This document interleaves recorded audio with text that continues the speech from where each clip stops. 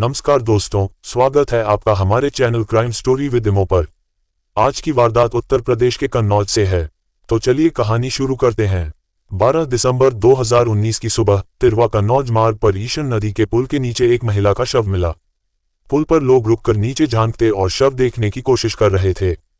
कुछ लोग पुल के नीचे जाकर शव की पहचान करने की कोशिश कर रहे थे। ये खबर फैलने पर आसपास के गांवों से भी लोग वहां आ गए और सुबह 10 बजे तक घटनास्थल पर सैकड़ों लोग जमा हो गए। बुढ़िया गांव के प्रधान जगदीश ने पुलिस को सूचना दी। खबर मिलते ही तिरवा थाना प्रभारी टीपी वर्मा पुलिस टीम के साथ मौके पर पहुंचे और निरीक्षण शुरू किया। महिला की उम्र 25 से 26 साल के करीब लग रही थी। उसने हल्के हरे रंग का सलवार कुर्ता, क्रीम रंग का स्वेटर पहना हुआ था।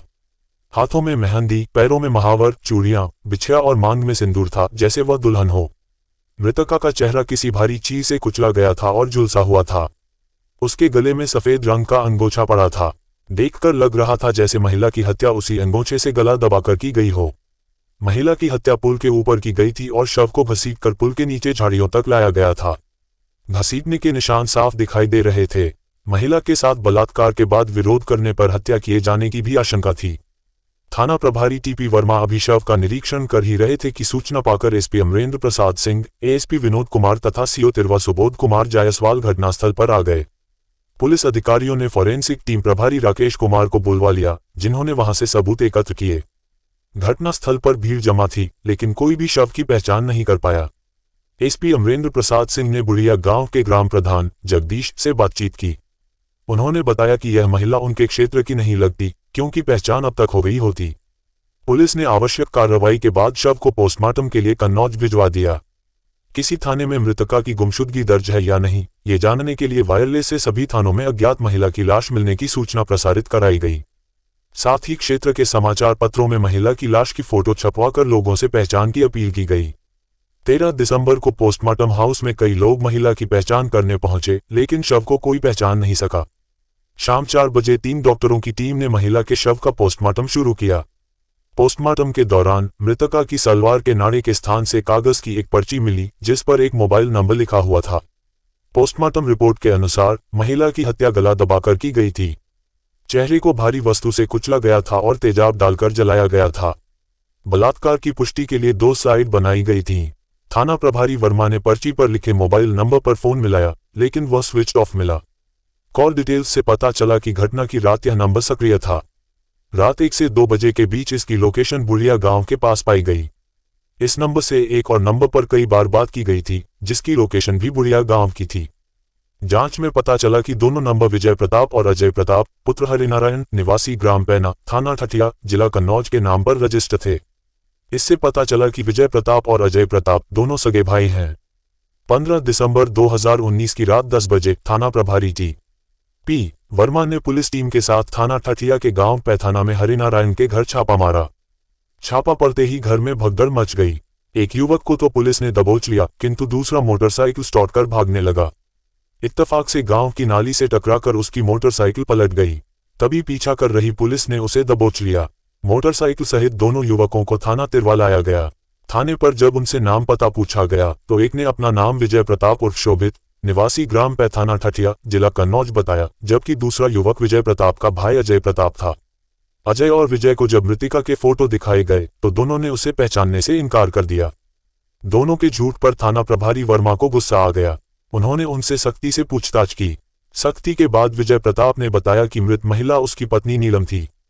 हम दोनों भाइयों ने मिलकर नीलम की हत्या की थी और शव को ईशन नदी के पुल के नीचे झाड़ियों में छिपा दिया था। अजय और विजय ने हत्या का जुर्म तो कबूल कर लिया, किंतु अभी तक उनसे आलाए कत्ल बरामद नहीं हुआ था। थाना प्रभारी वर्मा ने इस संबंध में पूछताछ की तो उन दोनों ने बताया कि हत्या में प्रयुक्त मफलर तथा खून से सनी ईंट उन्होंने ईशन नदी के पुल के नीचे झाड़ियों में छिपा दी थी। थाना प्रभारी उन दोनों को ईशन नदी पुल के नीचे ले गए। वहां दोनों ने झाड़ियों में छिपाई गई ईंट तथा मफलर बरामद करा दिया। पुलिस ने उन्हें साक्ष्य के तौर पर सुरक्षित कर लिया। विजय प्रताप के पास मृतिका नीलम के मामा श्याम बाबू का मोबाइल नंबर था। उस नंबर पर टी.पी. वर्मा ने श्याम बाबू से बात की और नीलम के संबंध में जानकारी हासिल करने के लिए थाना तिरवा बुलाया। हालांकि उन्होंने श्याम बाबू को यह जानकारी नहीं दी कि उसकी भांजी नीलम की हत्या हो गई है। श्याम बाबू नीलम को लेकर पिछले 2 सप्ताह से परेशान थे। वजह ये कि नीलम और विजय दोनों से उनकी बात नहीं हो पा रही थी। थाना तिरवा से फोन मिलने पर वे तुरंत रवाना हो गए। कानपुर से तिरवा कस्बे की दूरी लगभग 125 किलोमीटर है, इसलिए 4 घंटे बाद श्याम बाबू थाना तिरवा पहुंचे। थाने पर उस समय थाना प्रभारी T.P. वर्मा मौजूद थे। वर्मा ने उन्हें एक महिला का फोटो दिखाते हुए पूछा, क्या तुम इस महिला को पहचानते हो? श्याम बाबू ने फोटो गौर से देखा, फिर बोले, सर, ये फोटो मेरी भांजी नीलम की है। इसकी यह हालत किसने की? वर्मा ने बताया कि नीलम को उसके पति विजय प्रताप ने अपने भाई अजय की मदद से मार डाला है। इस समय दोनों भाई हवालात में हैं। 2 दिन पहले नीलम की लाश ईशन नदी पुल के नीचे मिली थी। ये सुनते ही श्याम बाबू फफक पड़े। वे बोले, सर, मैंने पहले ही नीलम को मना किया था कि विजय ऊंची जाति का है, वह उसे धोखा देगा। लेकिन प्रेम दीवानी नीलम नहीं मानी और 4 महीने पहले घर से भागकर उससे शादी कर ली। आखिर उसने नीलम को मार ही डाला।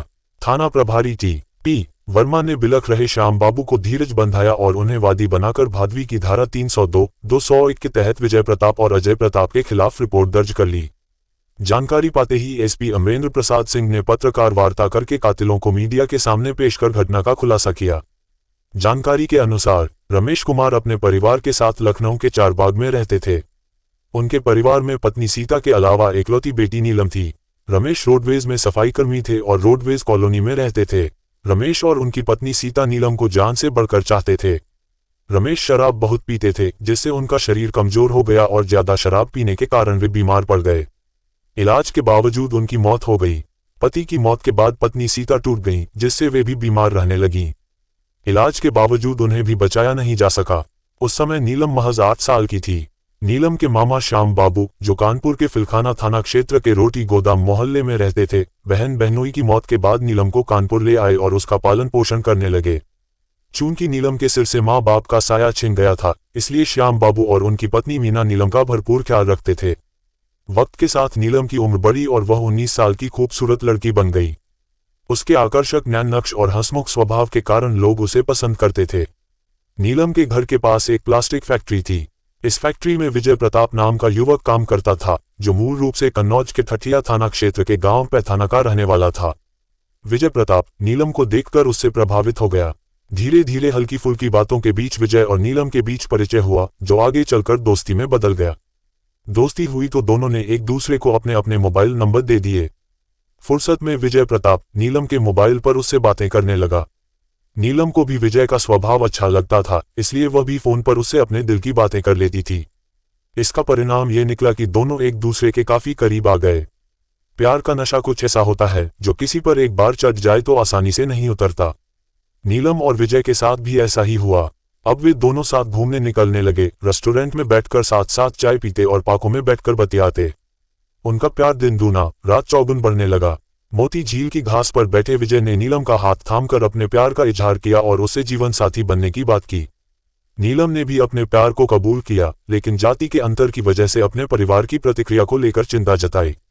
विजय ने उसे आश्वासन दिया कि वह हर हाल में अपने रिश्ते को सम्मान दिलाएगा, चाहे इसके लिए उससे परिवार से लड़ना ही क्यों न पड़े। इसी बीच नीलम के मामा श्याम बाबू को उनके रिश्ते की जानकारी मिल गई और उन्हें यह मंजूर नहीं था कि नीलम किसी युवक के साथ प्रेम में हो, जिससे उनके परिवार की बदनामी हो सकती थी। उन्होंने नीलम को डांटा और सख्त हिदायत दी कि विजय के साथ घूमना फिरना बंद कर दे। नीलम ने डर के कारण मामा से वादा तो कर दिया कि अब वह ऐसा नहीं करेगी, लेकिन वह विजय को दिल दे बैठी थी। फिर उसके बिना कैसे रह सकती थी। सोच विचार कर उसने तय किया कि अब वह विजय से मिलने में सावधानी बरतेगी। नीलम ने विजय प्रताप को फोन पर अपने मामा द्वारा दी गई चेतावनी बता दी। लिहाजा विजय भी सतर्क हो गया। मिलना भले ही बंद हो गया, लेकिन दोनों ने फोन पर होने वाली बात जारी रखी। जिस दिन नीलम का मामा घर पर नहीं होता, उस दिन वह विजय से मिल भी लेती थी। इस तरह उनका मिलने का क्रम जारी रहा। नीलम की जाति बिरादरी का एक लड़का था, सुबोध। वह नीलम के घर के पास ही रहता था और नीलम को मन ही मन प्यार करता था। नीलम भी उससे हंस बोल लेती थी। उसके पास नीलम का मोबाइल नंबर भी था, इसलिए वह जब तब नीलम से फोन पर बात कर लेता था। सुबोध नीलम से प्यार जरूर करता था, लेकिन प्यार का इजहार करने की हिम्मत नहीं जुटा पाया था। नीलम जब विजय प्रताप से प्यार करने लगी तो सुबोध के मन में प्यार की फांस चुभने लगी। एक दिन सुबोध ने नीलम को विजय प्रताप के साथ घूमते देखा तो उसने यह बात नीलम के मामा श्याम बाबू को बता दी।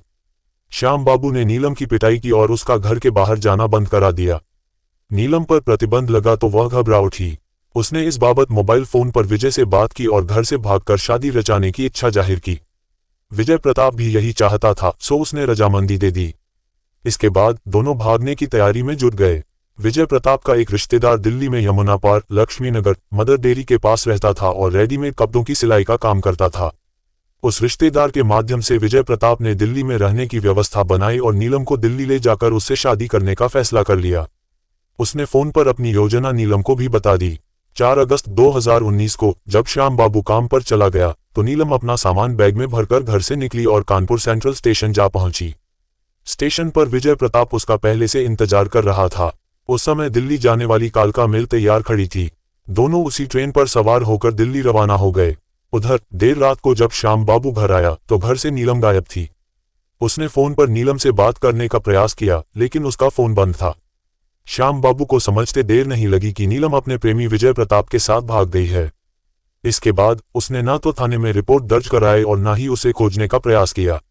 उधर दिल्ली पहुंचकर विजय प्रताप ने अपने रिश्तेदार के माध्यम से लक्ष्मीनगर में एक साधारण सा कमरा किराए पर लेकर रहने की व्यवस्था की। 1 हफ्ते बाद उसने नीलम से प्रेम विवाह कर लिया और दोनों पति पत्नी की तरह रहने लगे। नीलम ने विजय से विवाह रचाने की जानकारी अपने मामा श्याम बाबू को भी दे दी। साथ ही यह भी बता दिया कि वह दिल्ली में रह रही है। इधर विजय प्रताप के परिवार वालों को जब पता चला कि विजय ने नीलम नाम की एक दलित लड़की से शादी की है तो उन्होंने विजय को जमकर फटकारा और नीलम को बहू के रूप में स्वीकार करने से साफ मना कर दिया। यही नहीं, परिवार वालों ने विजय पर दबाव डालना शुरू कर दिया कि वह नीलम से रिश्ता तोड़ ले। पारिवारिक दबाव से विजय प्रताप परेशान हो उठा। शुरुआत में नीलम 2 महीने तक खूब खुश रही। उसे लगा कि उसे सारा जहां मिल गया है, लेकिन उसके बाद उसकी खुशियों में जैसे ग्रहण लग गया। वह तनावग्रस्त रहने लगी। नीलम और विजय के बीच कलह भी शुरू हो गई। कलह का पहला कारण यह था कि नीलम सीलन भरे कमरे में रहते उब गई थी। वह विजय पर दबाव डालने लगी कि उसे अपने घर ले चले। वह वहीं रहना चाहती थी, लेकिन विजय प्रताप जानता था कि उसके घर वाले नीलम को स्वीकार नहीं करेंगे, इसलिए वह उसे गांव ले जाने से मना कर देता था। कलह का दूसरा कारण था नीलम का फोन पर किसी से हंस कर बात करना, जिससे विजय को शक होने लगा कि नीलम का कोई प्रेमी भी है। हालांकि नीलम जिससे बात करती थी वह उसके मायके के पड़ोस में रहने वाला सुबोध था। उससे वह अपने मामा तथा घर की गतिविधियों की जानकारी लेती रहती थी। कभी कभी वह मामा से भी बात कर लेती थी। एक तरफ परिवार का दबाव तो दूसरी तरफ शक। इन बातों से विजय प्रताप परेशान हो गया और मन ही मन नीलम से नफरत करने लगा। एक दिन देर शाम नीलम सुबोध से हंस कर बातें कर रही थी, तभी विजय प्रताप कमरे में आ गया। उसने गुस्से में नीलम का मोबाइल तोड़ दिया और उसे 2 थप्पड़ भी जड़ दिए। इसके बाद दोनों में झगड़ा हुआ। नीलम ने साफ कह दिया कि अब वह दिल्ली में नहीं रहेगी। वह उसे ससुराल ले चले, अगर नहीं ले गया तो वह खुद चली जाएगी। नीलम की इस धमकी से विजय प्रताप संकट में फंस गया। उसने फोन पर इस बारे में अपने छोटे भाई अजय से बात की।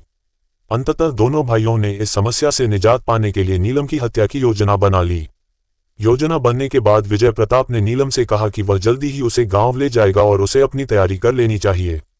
11 दिसंबर 2019 की सुबह विजय प्रताप ने नीलम से कहा कि उसे आज ही गांव चलना है। नीलम चूंकि पहली बार ससुराल जा रही थी, इसलिए उसने साज श्रृंगार किया, पैरों में महावर लगाए और पति के साथ ससुराल जाने के लिए निकल गई। विजय प्रताप नीलम को साथ लेकर बस से दिल्ली से निकला और रात 11 बजे कन्नौज पहुंच गया। विजय की अपने छोटे भाई अजय से बात हो चुकी थी। अजय प्रताप मोटरसाइकिल लेकर कन्नौज बस स्टैंड पर आ गया। नीलम ने दोनों भाइयों को एकांत में खुसुर-फुसुर करते देखा तो उसे किसी साजिश का शक हुआ। इसी के मद्देनजर उसने कागज की पर्ची पर पति का मोबाइल नंबर लिखा और उसे सलवार के नाड़े के स्थान पर छिपा लिया। रात 12 बजे विजय प्रताप, नीलम और अजय प्रताप मोटरसाइकिल से पैथाना गांव की ओर रवाना हुए। जब वे ईशन नदी पुल पर पहुंचे तो अजय प्रताप ने मोटरसाइकिल रोक दी। उसी समय विजय प्रताप ने नीलम के गले में मफलर लपेटा और उसका गला कसने लगा। नीलम छटपटा कर हाथ पैर चलाने लगी तो अजय प्रताप ने उसे दबोच लिया और पास पड़ी ईंट से उसका चेहरा कुचल दिया। हत्या करने के बाद दोनों ने नीलम के गले में अंगोछा डालकर शव को घसीटा और पुल के नीचे नदी किनारे झाड़ियों में फेंक दिया। पहचान मिटाने के लिए उसका चेहरा तेजाब डालकर जला दिया। तेजाब की बोतल अजय प्रताप लेकर आया था। शव को ठिकाने लगाने के बाद दोनों भाई मोटरसाइकिल से अपने गांव पैथाना चले गए। 17 दिसंबर 2019 को थाना प्रभारी टीपी वर्मा ने अभियुक्त विजय प्रताप तथा अजय प्रताप को कन्नौज कोर्ट में पेश किया, जहां से दोनों को जिला जेल भेज दिया गया। दोस्तों, इस कहानी को सुनाने का उद्देश्य किसी के दिल को ठेस पहुंचाना नहीं है, बल्कि देश में हो रही ऐसी घटनाओं से आपको सतर्क और सावधान करना है। आपकी इस घटना पर क्या राय है, हमें कमेंट बॉक्स में जरूर बताएं। अगर वीडियो पसंद आई हो तो लाइक करें और ज़्यादा से ज़्यादा शेयर करें ताकि ऐसी घटनाओं से लोग जागरूक हो सकें। अगर अभी तक आपने हमारे चैनल क्राइम स्टोरी विद इमो को सब्सक्राइब नहीं किया है तो सब्सक्राइब जरूर करें। धन्यवाद।